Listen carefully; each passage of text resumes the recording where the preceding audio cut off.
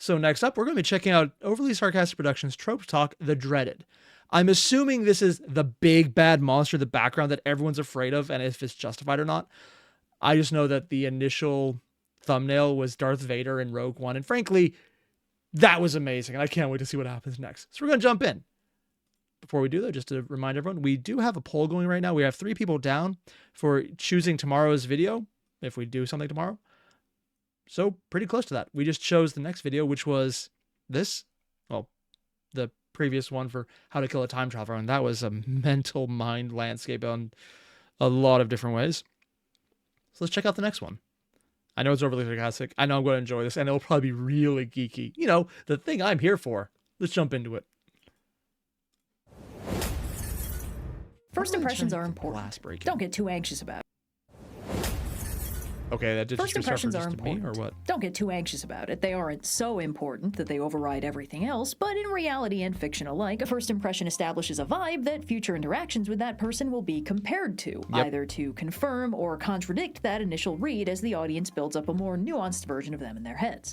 Yeah, I mean, what she's describing is literally writing 101. If you fuck up the intro, either play against it or hope to God it works more like a Muppet as opposed to Jar Jar Binks. There was some conspiracy theories going on that he was initially supposed to be the Phantom Menace because of the yellow eyes and how he had motion tracking that matched perfectly to the Drunken Fist style of fighting. But people hated him so much they changed that. Yeah. Usually, to make sure the audience understands the major parts of the character from the get-go, they'll be introduced into the story by appearing in an establishing moment that illustrates some foundational element of their characterization. A heroic type might turn up saving someone, a villain might spend their intro threatening someone or otherwise displaying a general disregard for morals or well-being, a sneaky character could turn up unannounced somewhere unexpected, Batman. A compassionate character might swoop in to help someone in distress, an authority figure often enters the story complaining about loose cannons not following orders, etc.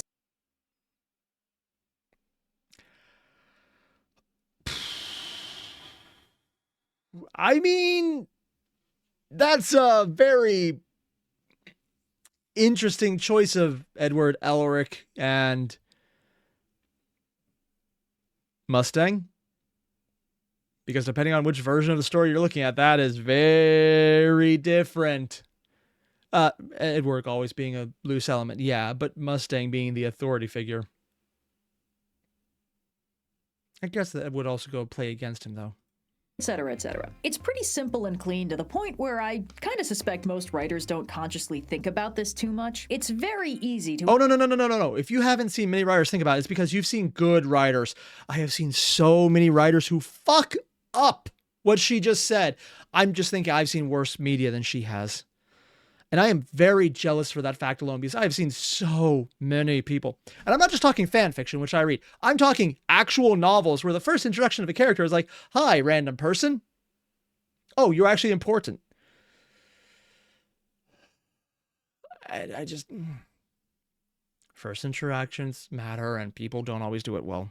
introduce a character by just letting them show up doing something very in character for them, and that usually means the first impression the audience gets is just a microcosm of what to expect from the character going forward. But sometimes, rather than a character being introduced through some tellingly revelatory initial appearance, a character's reputation precedes them. Sometimes the first thing the audience learns about a character before they ever get to see what they're capable of firsthand is how the other characters feel about them. This character has already had a lasting influence on the world and the story, and our first impression is thus shaped by the impression the other characters have already formed. And most commonly, this reputation is one of absolute intimidation, and the— Okay, I'm just going to be the first to acknowledge right now, I have no idea what clip she's pulling from.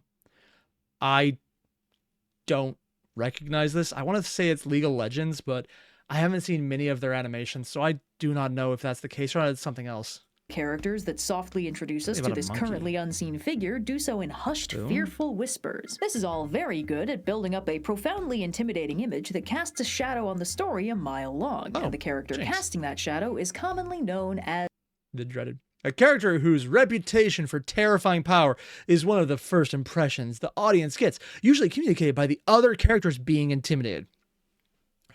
Oh, and apparently that's from Arcane. Oh! Honestly, it's one of the things I've had Netflix. I don't think I have it right now, so I can't, but I've had it before. when it was out. I never got around to watching it. Yeah. Oh, and Kronk mentioning one of the best ones is Sauron. Yeah. And the Fire Lord from Avatar. Yeah, that makes sense. I've also seen the downside of this, which I'm sure Red is going to talk about, when the alternative is you build someone up, and then when you finally reveal, it is still people acting like they're terrifying when they're not. If played for humor, it's funny. I'm looking at specifically at Mel Brooks with Big Helmet. He's a terrifying figure that is absolutely not terrifying when you meet him. When it's not played for humor, though, it's a sign of the writer thinking that this is how it works and not actually understanding what they're portraying. And it's frustrating. As the dreaded. In order for a character to qualify as the dreaded, they can't just be scary or badass, although both of those things are usually true. Yep. A dreaded character is one whose terrifying reputation functionally operates like a horror-coded noodle incident, an off-screen space of vague accomplishments that ensures the characters know to fear them long before the audience learns why. They're Insert 40k custodies before they were revealed to lose all the time. capable of things that are horrifying and unbelievable. They've got a powerful reputation, and they've earned it somehow. In order for them to be dreaded, they have to actually inspire dread, which is a slower burn than fear. Fear is a quick, simple feeling, typically rooted in facing something dangerous and unknown. In order to experience dread, Aliens. an audience has to be given Or enough alien. information to see the edges of that Can't do dangerous more. unknown, to begin to speculate in detail on its shape and form. The more terror this absent figure inspires in the characters who've dealt with them before, the more worrying they become. And this can be an absolute blast. It's got all the appeal of slow burn suspense with the added headcanon bait of I still need to see John Wick. Ugh. Yeah, it's one of those things I just kind of want to get into. the noodle incident, practically demanding that the audience wonder what sort of extremely cool stuff this character must have done to earn such a daunting reputation, especially among characters who are themselves demonstrably powerful. What kind of character could make even these people tremble? In broad strokes, there are three major categories of the dreaded. The first one is actually pretty understated. Sometimes a character is introduced seemingly absolutely harmless, soft-spoken, kind, perfectly amiable, physically unintimidating, etc. But for Wait, they had Keanu Reeves in a movie, and they initially played him off as, in John Wick, soft-spoken and understated and harmless. He's literally all black wearing right here. With, like, the bags in the eyes showing he's made hard decisions. Like, there's nothing coded about this that makes him look harmless, other than Puppy. Maybe it worked in the movie. I don't know. I need to still see them still. I've heard they're amazing. some reason, at least one character finds them profoundly terrifying. They've clearly got some hidden dark side, some skill, some power they aren't currently using that they could theoretically bust out at a moment's notice. And the audience won't find out what that hidden terror is until that moment comes. For these characters, their dreaded status is often a bit of an absurdity right up until we learn why they're so thoroughly feared. Because the downside, or I guess the alternative to that, is where you have the understated that everyone's afraid of, but then they're not actually that bad. Which could also be then the change later on where you find out they weren't that bad to you, but to other people they were. An example of this would be the Superd from Jobless Reincarnation. They were horrible, and they did horrible things. But a lot of it was completely the dreaded without actually having reasons to dread them based on a curse. But that's secondary. these characters have always earned their reputation. The punchline doesn't work if they're actually harmless, and some dreaded characters do turn out to be all bark and no bite, all rep with no real pep to back it up, but understated dreaded characters never do. That cute child will turn out to be a reality-warping force of nature. That unassuming goofball or quietly polite person will unleash hitherto never-before-seen violences upon their foes, and that adorable animal will eat parts of you that were never designed to see the light of day. See, that's just unrealistic. Everyone knows the bunny's the monster. No one would think a bunny is not going to try and eat you. That's just how reality works, man. There's a reason you don't know get near bunny holes. They will devour you. Or am I thinking of badgers? Could go either way. There's overlap between understated, dreaded characters and the crouching moron, hidden badass archetypes, but the gimmick almost plays in reverse. The reputation of these characters' abilities precedes them, so their harmless facade plays quite differently when the audience is clued in from minute one that the things they're capable of are anything but harmless. There is one specific point of overlap in the Venn diagram, which is the character who seems so completely unlike the terrifying portrait their reputation has painted that people who only know them by reputation actively refuse to believe they've got anything to do with the guy on the wanted poster. And they pull up the old school Vash the Stampede. Sorry, I'm just having so much nostalgia right now. I know there's a new one. I haven't watched it. The first show seemed to be so perfectly encapsulated that I kind of just wanted to leave it there. And that's coming from me, who knows that there was actually more to the story before the writer, I think, died. And it got way crazier with like spaceships falling from orbit and the remains of humanity that weren't all dead and all this other crazy shit going to an insane level, and it never finished because I think the writer died.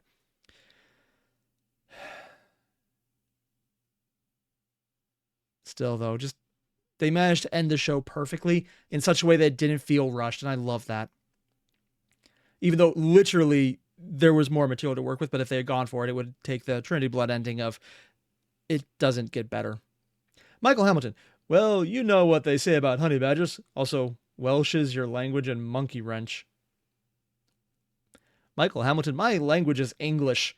Welsh might be more of a demonic summoning ritual disguised as a language, but English will eventually change to be exactly like that, change to make it not like that, and no one will understand what time is which because we're all going to butcherize it all the same. See, that isn't even a word I've used right now, but if I use it consistently long enough and anyone else takes it from me, it has now become a real word because that is English. We fuck up shit until it's real. Also, monkey wrench. Yeah, makes sense.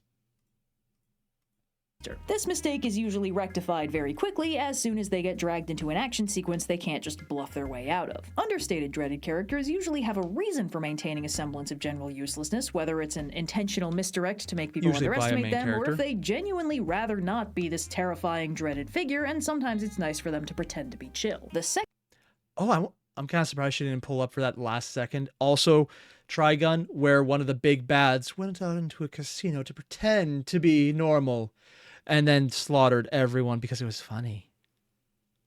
second category of dreaded character is the sleeping dragon. These are characters whose intimidating properties are very obviously inarguable, but their ability to act in the story starts off very minimal. They have been a huge problem in the past, and they could easily be a huge problem again, but they're currently sleeping, or dead, or imprisoned in crystal, or some other thing that keeps them from doing anything actually harmful. These guys get the chance to earn their reputation the moment they wake up and usually immediately start being an enormous problem. Sleeping dragons are almost always just as dangerous as everyone And I know they made him a wyvern instead of a dragon. Still kind of on that one. believes them to be. Although in some rarer cases, usually characters based on a certain great sage equal to heaven, the sleeping dragon, while very dangerous, turns out to have a major redeemable streak to them and begins using their terrifyingly OP powers for a protagonisty cause. Wait. Considering she just referenced Wukong and then brought up Inuyasha, is Inuyasha based on Journey to the West?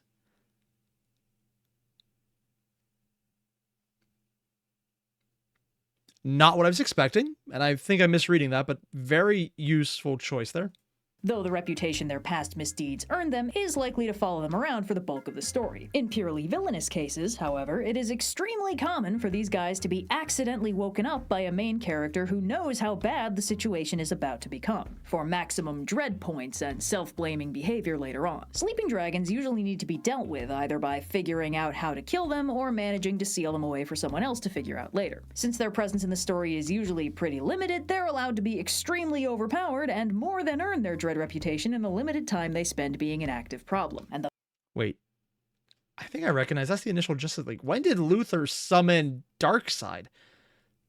I missed so much of that show. I'm honestly surprised at this point. the final category is what I like to call the oncoming storm. This is the most overt. Please reference Doctor Who right now. Just please let that be the case. I don't think she's going to do it because it's quite fit, but it does at the same time because he did get that reputation. And Michael Hamilton, all anime is based on Journey to the West in some way or another. Yeah, that kind of makes sense. Oh, God. And active form of the dreaded. They're powerful, they're terrifying, and they're coming this way. Everyone is afraid of them for very good reason, and they aren't exactly subtle about what they're capable of. Tales of their great and terrible deeds haunt the lands. However, this is also the category of dreaded with the greatest chance of not actually having any oomph to back it up. Sometimes stories blow up out of proportion, and like the brave little tailor of old, as much as I enjoy the Trigun reference she previously made, I am now feeling physical pain by the second Iron Man movie being referenced. Also known as a very good representation of what almost every single Marvel movie became after Endgame, and some of them before it.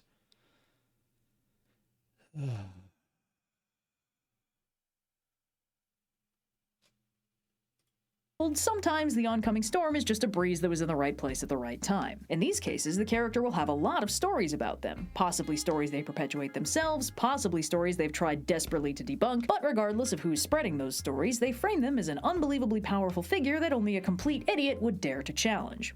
That would essentially be King in One Punch Man. And unchallenged, the reputation remains intact. These characters suffer somewhat from having ultimately one joke and only two possible resolutions. Speaking Either of, their reputation remains ironclad and everyone believes they're unbelievably dangerous forever, or the lie is eventually revealed and the whole thing falls apart. A true oncoming storm is a much more nuanced beast. As a character, they struggle with a challenge that neither the understated dreaded or the sleeping dragon needs to contend with. They need to be simultaneously extremely scary to live up to their own off-screen reputation, while also not being so game-breakingly overwhelming that they completely bust the story's power curve. They have to I mean, I don't know about that last part. I think sometimes busting the power curve is useful if you're going for a massive either end of it or a tragedy ending. I don't think that if you're trying to tell a coherent story that is going to end soon in a stable plot line, or you're not going to try and do more after it, or do more after it with a similar storyline, it makes sense. But I disagree with Reddit significantly on this point. A dreaded that busts the power curve is fine if you're willing to talk about consequences. If you're not, if you don't want to, then it becomes a massive plot hole, because that's actually what is most common. The dreaded that's not displayed well and is a giant pile of the writer doesn't know what they're talking about is common, but it's obvious incompetence. But the sudden jump in power from, like, say, if you went from, wow, Goku sent that rabbit to the moon, to, and now Frieza is on Earth.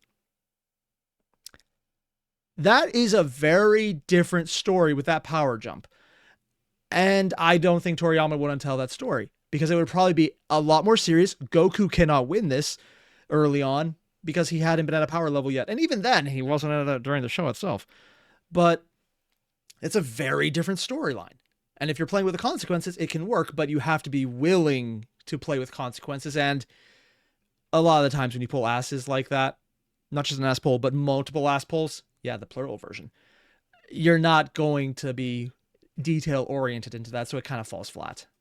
To be dangerous, but not unmanageably so. Understated dreadeds and sleeping dragons only need to bust out extremely small, localized bursts of terrifying power to maintain their characterization. If the oncoming storm doesn't live up to their own supposed intimidation factor through their actual on-screen actions, they risk plummeting into the supremely uncool depths of character who brags about all this cool stuff they supposedly did off-screen, but you wouldn't have heard about it because it was at another school in Canada.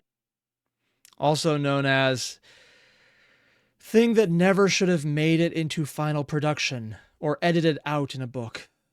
And even if they are allowed to be on-screen powerful, oncoming the Worf effect. Oh god, punching Superman through a wall syndrome, aka the Worf effect, where a villain establishes himself as a threat by hurting the powerhouse, but inadvertently makes the powerhouse look weaker than they should be instead of coming across as really dangerous, a common result of threat establishing overuse.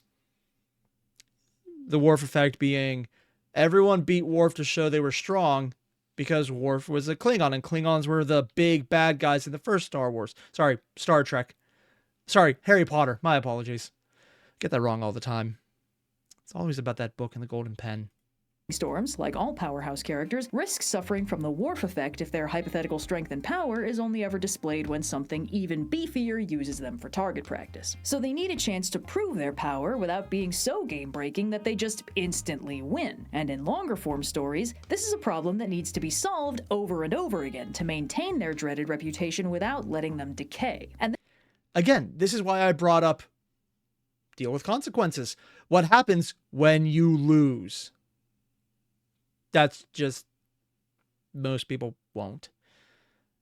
I can only think of one anime. There's probably more, but only one that comes to my mind right now where, oh yeah, shit, the power scale broke. Everything went to hell. What happened next? And I'm going to probably surprise a few people, but Guyver. The show that was sold in the 90s as hyper-violence, also known now as watching the news on a good day. Have you ever said something and meant it as a joke and then realize it's perfectly accurate and just get depressed? Yeah. But Guyver, because the first part of that story, with how long it took, was, oh shit, the world's falling apart, my monsters everywhere, and things are going bad, and okay, the world ended, everything's horrible, and it's still going on. What's happening? What? Oh god, consequences. Monsters aren't just monsters anymore? Yeah, it's kind of like that. They took a simple story and they made you react to consequences of things happening. It kind of works. this is a difficult problem to solve. One really interesting case study for this is Dragon Ball, a story that loves dreaded villains, but never cracks the code on keeping them dreaded for long. Even in the really early arcs, almost every villain was introduced reputation first, so someone more worldly than Goku could tell him why this new threat was a serious problem he needed to fire up the brain cell to actively worry about. This format started escalating with the introduction of King Piccolo, the scariest, most brutal villain to date, introduced as a sleeping dragon unsealed at the beginning of the arc to kill a few main characters and wreak havoc. Goku successfully kills him, but he spits out an egg that turns into regular Piccolo, just like King Piccolo, but younger and stronger, who gets to be the main villain of one tournament arc before he gets unceremoniously booted into the reluctant protagonist zone by the arrival of the Saiyan saga. Now it's... I mean, give Piccolo some credit. He managed to do something no other good guy could possibly do. Still kill Goku while being a good guy. The Saiyans turn to be the incredibly terrifying dreaded threat, super powerful alien warriors stronger than Goku and worse than anything they'd seen before, with a whole year of in-universe build-up for the surviving protagonists to do their damnedest to prepare, only to fail anyway in the face of the overwhelming might that subjugated 1,000 screaming worlds. And they get to be the main villain of one extremely long fight scene before Vegeta runs away and gets supplanted by Frieza, the incredibly terrifying dreaded threat that's laid whole worlds to ruin and worse than anything they'd seen before, whose overwhelming power quickly forces Vegeta to team up with the good guys and then just kind of never leave. So there's a pattern in this story. The kinda in that sentence is doing work. Oh god, is it doing work?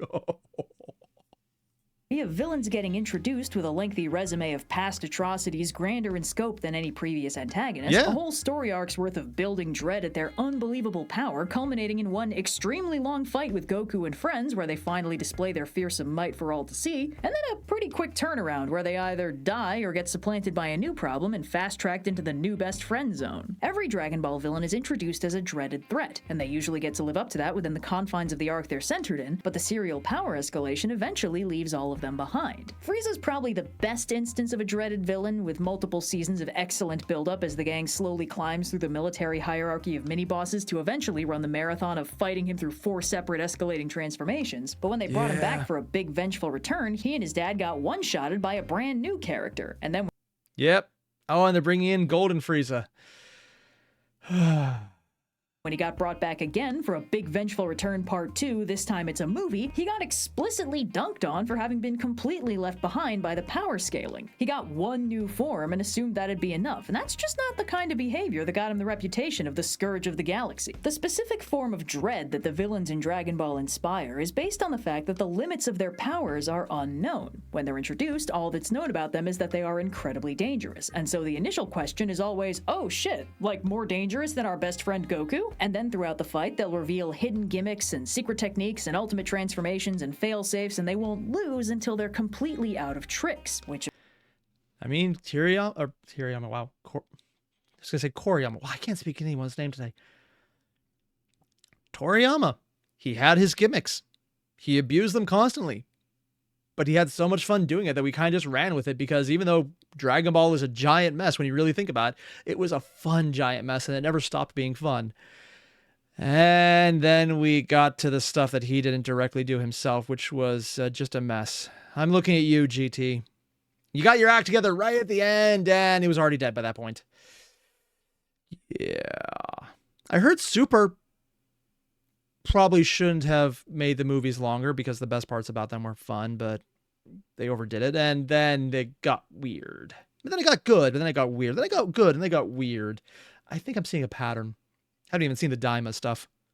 Which of course means that in the process of seeing all those tricks, the audience learns exactly what they're capable of, and that means the dread goes away. I just think it's a really interesting example of how difficult it is to maintain the balance of intimidation when a character doesn't get bundled off screen as soon as they show off their power. Last season's terrifying shadow on the horizon is this season's final boss is next season's begrudging ally. The primary difference isn't that they get redemption arcs or anything, although that does usually happen eventually. It's just that they stop being terrifying unknowns. The main thing that keeps a dreaded character feeling dreaded is usually moderation. They can't always be busting out their terrifying abilities. If we see them being unbelievably powerful 24/7, they're either going to break way too much stuff, or they're going to force the other characters to figure out how to deal with them, and fast, whether that means running away or just putting them down for good. And if the story feels too contrived about finding reasons for them to not participate because they're simply too OP, that can end up feeling like the Worf effect with extra steps. If they never get to show off, they're all bark and no bite. Would Q in Star Trek be an example of this? Prior to learning the reason they don't get involved is because they're just bored and it's not worth doing again, I'm kind of wondering how that would function. She's probably done an episode on the Q with omnipotent beings, so I need to check that out. Maybe she can go into more detail on that. If they're constantly showing off, it loses its gravitas through overexposure. For the understated and sleeping dragon versions, this moderation is accomplished by making the character unwilling or unable to be terrifying 24/7. The understated dreaded usually has a personal reason to show an unassuming side 90% of the time, and will only rarely be stirred into serious action, while the sleeping dragon is usually sleeping or whatever equivalent is keeping them inactive in the plot. For the oncoming storm, a character who has no reason to restrain themselves from proving just how terrifying they really are, something else usually needs to be done to keep them manageable. The simplest option is usually to make them literally physically distant, an approaching threat that doesn't get the chance to overstay its welcome because it's literally slowly approaching for most of the story. So literally the approaching storm is a storm that is approaching. I don't know why I'm surprised, but yeah, the fact that the part of the name is literally what it is. It can't be the storm that's already here, because that's a big surprise. Yeah. Also, Michael Hamley mentioned, if you want some good D&D stuff, watch Dungeon Soup. Start with the Wizard King Vault and then go to Chaotic Good Barbarian. I don't know what any of that is. In fact, I don't even think I've heard of it before. I have literally no idea. On the way, they can show how menacing they are by taking out the people actively trying to stop them. And when they arrive, the final act begins and they get to pay off all that building dread of their slow approach. Physical distance can also be maintained other ways. An overwhelmingly terrifying threat can be mitigated if they don't know where the other characters are, or if the other characters don't know where they are, or both. A character who's unbelievably dangerous Sorry, I'm going to be honest. When it came to the initial Star Trek movies, I'm still more of a fan of the fourth one, the whales. But this is a good one. This is a good one. I don't know why I like it more. I know Wrath of Khan is functionally the best Star Trek movie. I still just like the whales better. Also, now my entire chat is just, I am the storm. That is not going to be completely that word because it would be copyright claimed. Yeah. in a fight can be stymied just by keeping them away from anyone they can fight, meaning they spend most of their time hiding or seeking and only rarely busting out the moves that earned them their reputation in the first place. A slow game of cat and mouse can also make a dreaded character seem more dangerously intelligent if they're skillfully evading other characters or cunningly narrowing down where they could be hiding. And yep. Again, one of the reasons it worked is not because he wasn't better. I guess I'm going to spoil a 90, 50. Oh no. Oh no. How old is Wrath of Khan?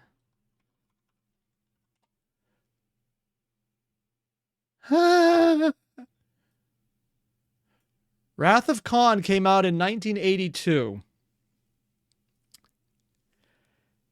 That movie is pretty old.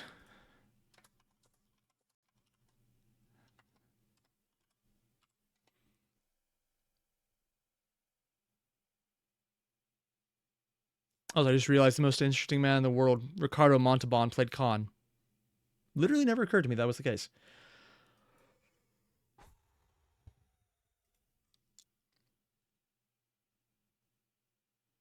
That is a 40-year-old movie.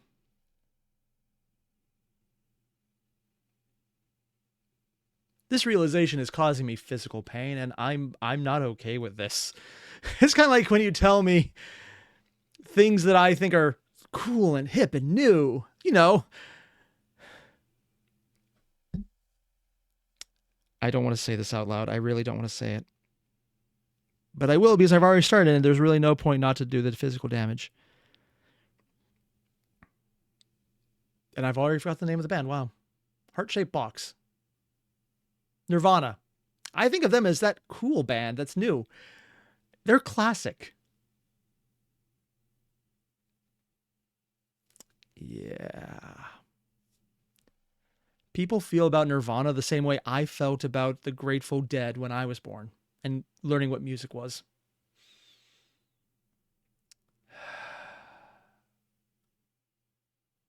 I feel the grip of time coming and grabbing me by the throat. Yeah. Of course, when they finally do cross paths with the other characters, there's a chance for them to bust out their full potential and absolutely wreck shop. One example I've been really struggling not to overuse in this video comes to us in Transformers Prime, a show I like for a lot of reasons. Okay, I'll be honest, I have heard nothing about this show. I heard there's one called Transformers 1. I don't know if it's related, if it's a sequel or it's a completely new random storyline. I don't know. There's so many Transformers shows, man. I've lost track of them. One of the primary ones being how it characterizes Megatron. When the show starts, Megatron is nowhere to be found, and the Decepticons are instead being run by Starscream. However, his absence is being treated as a temporary calm before the storm, and a lot of the early dialogue is centered on characters wondering where he is, worrying about when he's going to come back, and overall just keeping a watchful weather eye out for him. This is a perfect Dreaded introduction. Even if we've never seen a Transformers story before, all we know about this guy is that all of these extremely badass alien robots are really worried about what it'll mean when he comes back. Which is probably better than the usual Megatron where he just becomes a villain of the week. Oh, Transformers 1 is a new movie. Oh. Huh. The next thing the show needs to nail is his actual return, which happens at the end of the first episode. He'll need to pull out some serious heavy ordnance to live up to that terrifying reputation he has. So what's his evil plan? Oh, just using Dark Energon to raise a giant army of Cybertronian zombies, bring an entire planet's worth through a big space portal, and use them to decimate the Earth. In his introduction, that's a really solid start. If this is his opening volley, we can immediately understand why the people who've been fighting him for millions of years would be worried. And then, cleverly enough, the show layers a few different methods of keeping him at a distance to preserve that dreaded vibe through the rest of the show. The main thing is that our heroes have a secret base to hole up in, and almost every confrontation they have with the bad guys is out in the field in controlled bursts of violence, rather than a total war fought on the home front. This uses the physical distance trick to ensure that Megatron gets to be kept on the shelf for special occasions, and his much less dreaded lieutenants get to do the bulk of the episodic dirty work.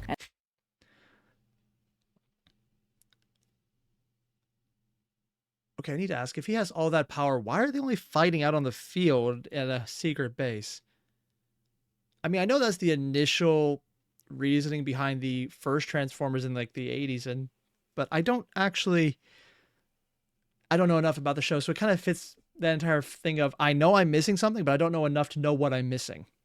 Also, Michael Hamilton mentioned Sting and the Police formed in 1977. I think Sting still performs, though. That's... wow.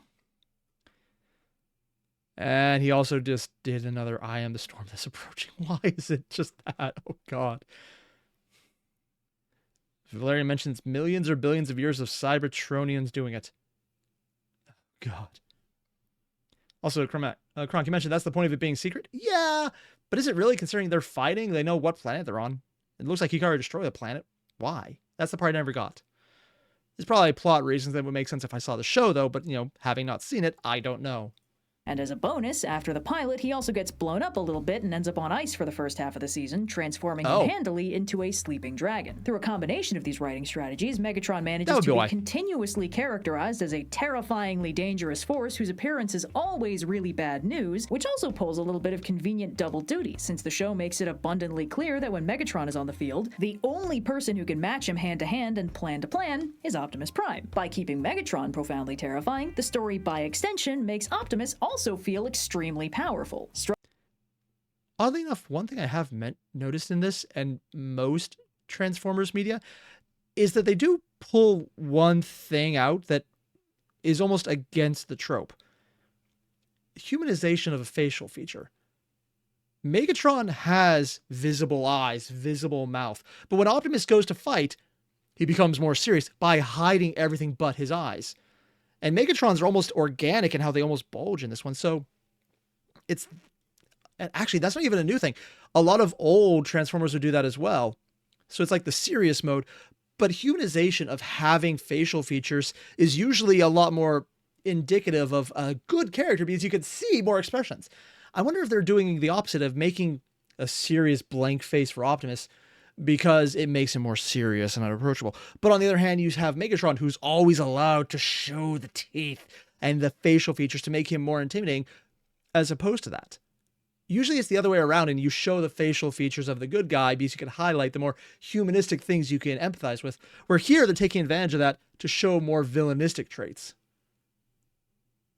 It's just not usually how people approach it. It's interesting either way, though. Structurally, since they purposefully mirror each other, Optimus ends up feeling dreaded in his own right. And I feel like this is a good time to bring up that while it's pretty natural to think of most dreaded characters as villains, there are plenty of heroic or at least protagonistic characters. I mean, she did kind of bring up Vash. Well, she didn't mention Vash. She just used the images of Vash the Stampede, so I guess it makes sense. That fit the bill too, inspiring profound terror in their enemies due to a mile-long list of unbelievable accomplishments and skills. The lowest hanging fruit in that category is Batman, who definitely falls into the hide-and-seek category of Yeah, and also the smartest mook in the entire franchise. Self-regulation. He's not showing off his crazy kung fu skills and ludicrous over-preparedness 24/7 because he doesn't get chances to do it 24/7. He usually has to do a decent amount of detective work to figure out where and how he needs to punch people. But once he decides somebody needs punching, he'll be there before they even realize he's onto them. What makes him so dreaded is that nobody knows where he is or what he's capable of. And in order and then some later media showing Batman kind of forgot that part. The detective is what made him cool. Because it's using the intelligence to make up for everything else. And using it well with the right resources to do cool shit. I think everyone else just thinks, oh, Iron Man's fun. Let's make Batman like that. But then also, he's still not Iron Man when they try it, and it just doesn't work. I mean, there's a reason Iron Man was not a popular superhero to the same level as Superman, Batman, Captain America, even the Hulk. He was not the A-lister for a long time. He was just more like the upper B tier. Not the entire time, but for a good bit of it. In order to reinforce those principles, stories featuring Batman at his most impressive will usually let him surprise the audience directly, either with, oh, I didn't realize he was or wasn't there, or, wow, I didn't know he could do that. He's always just a little more competent and a little more prepared than we expected, and that helps us continue to believe that even his longest-running enemies dread having to deal with him. Some dreaded characters can also be trusted to sort of self-regulate their moderation. Oh, she's going back to the just not doing the horrible shit. Also, Kronk, you mentioned Megatron's head looks like a Barbuda helmet, which was popular for villains at the time. Magneto, which Optimus has the bassinet-like helmet with a visor. Oh, so it's different helmet styles. Oh. See, I don't know nearly enough about helmets to understand anything about how that would work on a functional basis, but it's kind of fascinating how they would use that as kind of coding right there. The plot doesn't need to keep them cut off. It would be the difference between a Spartan helm, which was an aggressive faction, if someone knew history, versus more of a knightly helm. Okay, that makes more sense. Off from their surroundings if they're not interested in causing problems most of the time. A dreaded character is usually in some way so OP that they're disconnected from smaller scale concerns, which means a lot. I'm going to say something right now about dreaded characters who are so OP. Functionally, Tom Bombadil fits. Not the dreaded part, but the so OP part. Yeah. If I had to think it and hate everything about it, then you do as well. I know he doesn't count for dreaded, but he does count for so OP that he needs to be kept at arm's length. Tom Bombadil put on the ring, didn't care in the slightest and ignored it. Literally could have done the entire thing himself, except for the fact he didn't want to. And glad we didn't. Still better than the inclusion of trains and timing as something opined by a squirrel right before his arrival in the first book of Lord of the Rings. Because this is something that did happen and is still within Fellowship of the Ring. A squirrel talking about trains. I'm never going to let that one go. A lot of them just won't see any reason to bust out the heavy ordnance for anything less than a prophesied confrontation with their one true nemesis or an equivalent. Sometimes I just realized the cup she had said over 9,000. a dreaded character is more intimidating because they usually don't do anything to intervene. They're sort of a self-enforced sleeping dragon. Nothing is actually keeping them from being a problem. They're just choosing not to be a problem right now. And that means as soon as they start participating, everyone suddenly has a very good reason to be very worried. These characters usually aren't strictly front and center to the story, since a character who doesn't care to participate in the plot is probably not going to make a very interesting focal point, but they do show up in roles like mysterious drifter allies with unknown personal motives, heroes of other stories who are I know Slayers, but I've never actually watched Slayers. I've heard it's good, though. Usually busy dealing with their own problems, and extremely competent mentors with very frightening reputations from their younger days who will very rarely descend from their mountaintop retirement to actually knock heads like they used to back in their prime. On the villain... Yeah, still the best season of Yu Yu Hakusho. Oh, and they're bringing in the reveal of Darth Vader in Rogue One. Probably the best part of that entire movie. Also, Michael Hamilton, what? Squirrel did what with a train? I'm not even joking about this. In the book, at least the version I saw, which might have been edited out finally because someone realized it's stupid, Tolkien wrote a passage from a squirrel's perspective and mentioned trains. Yeah, that's all it is. But it's just so completely out of nowhere that I'm hoping it was removed in later editions. For all I know, it was, because I know it's actually been one of those books that was actually revised multiple times. I might have an older one. I don't remember which edition it was. It was a trilogy that had, well, the entire trilogy in a single volume.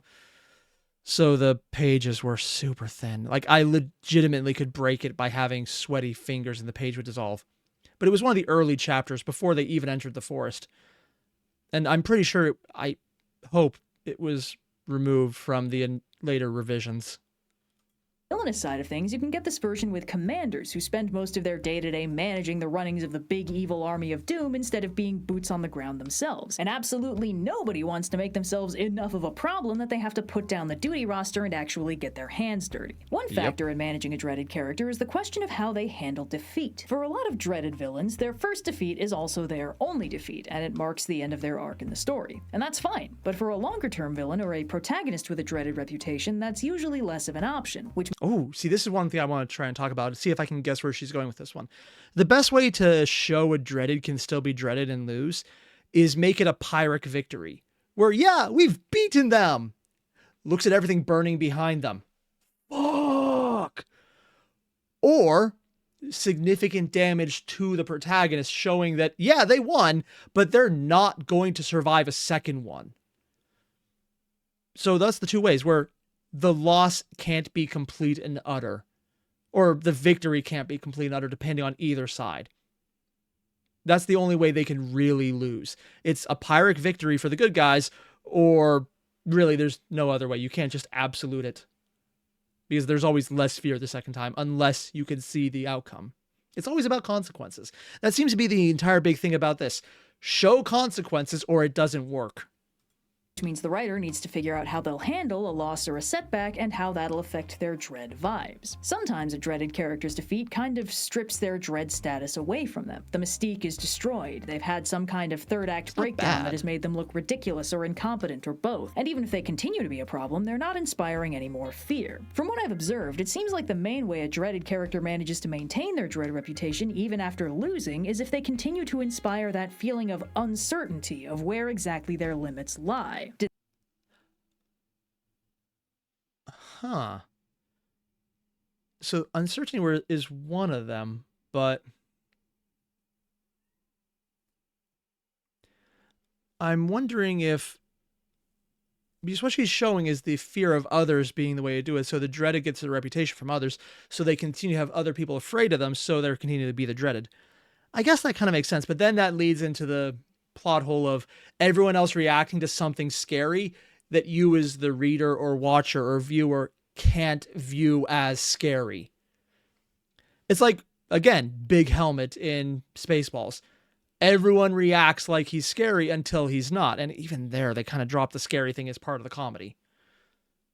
It kind of feels forced after a while, and it's not always a good option.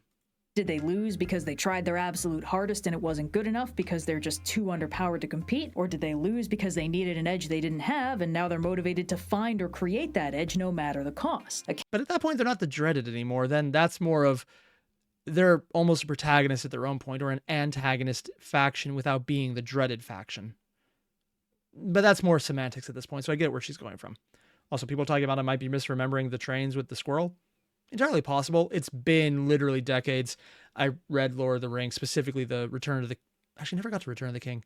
I couldn't get through Two Towers because the scenes with Gollum were just dragging. But I did finish Fellowship.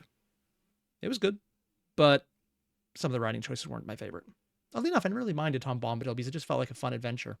Character who suffers defeat might just figure out a way to become even more dangerous, and given time to plan a counterattack, they could come back way worse than before. Defeat might drive them to the edges of desperation, and who knows what a desperate person is capable of. Dread is a complicated emotion to inspire, and since it requires a degree of fear of the unknown to power it, the more time an audience has to get to know a given character, the harder it becomes to keep them dread-inducing. But it's a very rewarding balance to strike. One of the most fun things a writer can manage to do is to give a character a reputation it seems completely impossible for them to ever live up to, and then find a way to let them live up to it anyway. I wonder if she's going to bring up probably the best example of a dreaded earning their stripes after you've had a lot of exposure to them. And that would be Vicious in Cowboy Bebop. Because by the time you finally get to meet him, not just like the side events or they build up to him or some of the side stories where you find out his character and what's driving him and how he's kind of fucked in the head and body and is just lashing out at everyone because if I have to get fucked up, everyone else does too. I'm oversimplifying a ton, I realize. The final event is literally the end. He loses, but it's a Pyrrhic victory, so he remains the monster, even though that's the end. I don't know, I'm trying not to spoil a show that's been out since the 90s, but if you don't know what I'm talking about, look it up. It's awesome. I don't know if there's a secret formula for pulling it off every time, but I sure do like it when it works. So, yeah. Wait, a detailed diatribe on how the Batman fights like vengeance? Oh, I need to watch that later. That sounds fascinating. Overall, I get where Red's going on this one. I have some disagreements just because I think a lot more of it could be, as long as you can justify what you're doing, the dreaded effect will work, even when they break the power scaling. It's just, most people don't show consequences, so it kind of falls flat. That's my only real disagreement with Red on this one, because I think you can break some of the rules she set down, but at that point, it's really hard, and most people just won't. And in fact, there's a larger list of people who fuck it up. Yeah. Either way, though, I do like how she's getting into this, and I love some of the references she makes, almost as much as some of them hurt a bit more. Yeah. So all the same, if you guys haven't already, links below, original video, hit it up. I love checking out whatever Red talks about because it's always fascinating. The same way Blue, when he gets into history, is so freaking cool. I'm a geek. I like all this shit. I'm a massive fanboy. I'm aware of this. And if you're surprised about that, hi, you must have just signed in. Thanks for joining me for the first time. It's a little weird to get right at the end of the video, but I'm sure that's fine. Well, Sam, you guys know the deal. Links, hit them up. I'll see you guys in the next one.